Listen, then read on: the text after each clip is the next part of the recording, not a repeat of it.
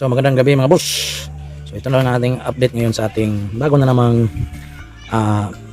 kukuha sa atin ng portable LED emergency light.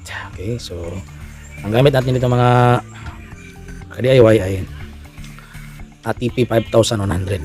So siyempre may kasamang 12 volt charger. Okay, bakit 12 volt charger ang sinama natin dito?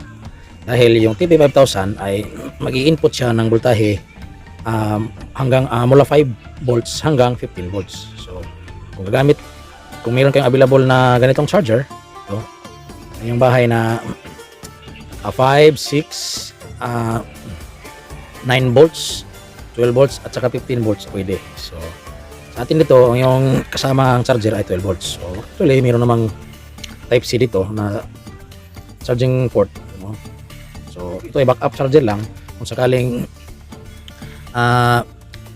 gamit na gamit yung cellphone charger nyo, hindi makapagpahinga yung cellphone charger nyo, gamit na gamit, so pwede nyo siyang gamitin dito. Pwede din ang yung solar panel, yung 40 hanggang 100 watts, depende yun sa output.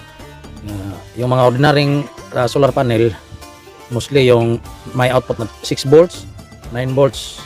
Sa mga medyo mataas na wattage na mga solar panel ay mayroon siyang output na 12 volts. So pwede dito solar charge. So ito ang kasama natin mga ka-DIY, mga boss, 12 volt na charger. So ang kunting upgrade natin dito mga ka-DIY ay naglagay pa ako ng filter capacitor. Alam naman natin na filtered na ito dahil simple nga DC, battery operated. So nilagyan ko pa ng isa pang 470 microfarad na capacitor, 10 volts. So meron talagang pagkakaiba, mga konti lang naman. Mas lumakas pa siya ng konti yung output niya. Ayun, makita nyo. Mas lakas pa siya. Pa-full siya. Okay. So pinilter natin. Yun lang upgrade natin dito mga ka-DIY. So yung indicator niya ay blue ang full charge. So actually hindi pa ito naka full charge mga ka-DIY. So meron pa itong mga kasama. Makikita nyo, tingnan natin. Yan, charging yan lahat mga ka-DIY.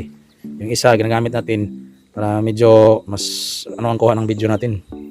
Okay, naka-charge pa yan. Yung isa hindi pa. Yan mga ka-DIY.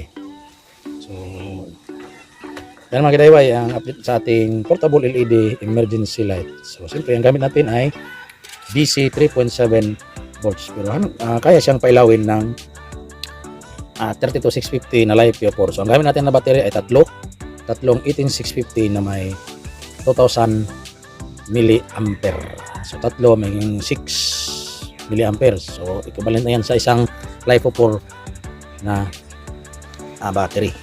Isang live PO4. So TP 5100 ating charging module na ginagamit dahil ang TP 5100 ay exclusive po siya para sa 18650 na mayroong 4.2 volts full charge and nominal voltage na 3.7. So yun mga ka-DIY. So maraming salamat mga ka-DIY.